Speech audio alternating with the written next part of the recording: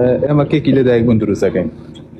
باش کێکی ئیدی میلاد و لەدایک بوونەوەانە ئایا ئێمە گونەحبار دەبین لەو کاتەدا کە کێکەکان دروست دەکەین بۆ خەڵکو و خەڵک دەیبا و بۆ عەفلە و بۆ تەخەڕوجە و لایەنی خەڵکی کە کۆبکاتەوە لای خۆی؟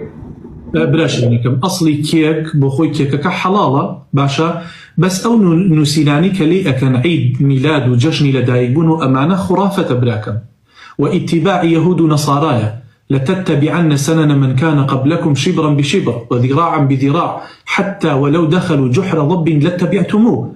فرمي ايوه شوين يهود وجولك نصراني اكون نصراني كان اكون بز ببز قز بقز حتى اقر بشنا كوني بزنمجوك وايوه بدوان اكون تيجي قربان جان بويا ام جشني لدايق بونو سري صالو امانه هي اوانه قربان جان اما مسلمان هيج بونيكي لو جوره مانيه تيجي قربان جان بۆیە کێک فرۆشتنەکە لە ئەسڵا دروستە ئەمما ئەو نووسینانەی کە ئەیکەن و بۆ مناسەباتانە و بیدەن بە خەڵک ئەوانە هەموو یەکێتە بابی مەحظوڕات والله تعالى عالم. وای قسەکە ڕاستە مامۆستاکەم، بەڵام خۆت دەزانێت ئێستا کوردەکەی خۆمان وا ڕاوەتەوە لەدایک بوونەکان دیکە سەری ساڵەکان زۆرترین کێک سەرف دەبێت. برای شرینم ئێمە ئەزاین چۆنە ئێمە نابێ سەیری عەوام بکەین، سەیری ڕەشایەکان بکەین، سەیری زۆرینە بکەین.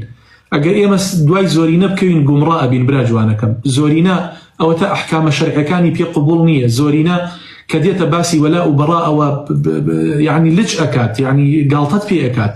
برای جوانم زۆرینە ئیمڕۆ متابعەی کوفرەکە، شوێنی کوفر ئەکەوێت. ئەگەر تۆ باسی زۆرینە بکەی خەتەرە برای شرینە. ئێمە ئەبێ بزانین خوای گەورە چی پێخۆشە و چی پێخۆش نییە. ورسول الله صلى الله عليه وسلم چی کردووە چی نەکردووە ئێمە ئەوە بکەین. ئێمە نابێ بڵین وەڵا کاکە خەڵک چابراخۆ خەڵک داوای زۆر شتی بێ شەرعیەکات. ئێستا ئەو ئافرەتانی کە شو ئەکەن لە 180 با ڕێژێکی زۆر نەڵێم لە 180 داوای ساڵۆن و حەفڵاکەن. وایە؟ وایە قسەکە زۆر زۆر جوانەوە. تۆ ئەکرێ بڵێ من مادام ئەو داوای ئەکا ئەبێ بۆی بکەم؟ نابێ قوربان گیان. ئەمە شەرعە، ئەمە حەڵاڵە، ئەمە حەرامە.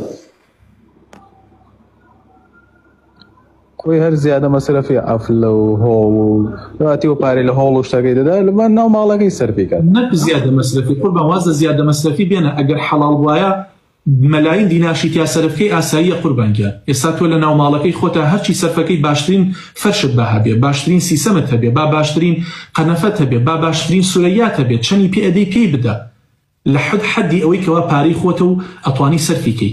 بەڵام کەشتێ حەرام بوو زەنگیانێکی پێ بدەی حەرامە قوربان گیان.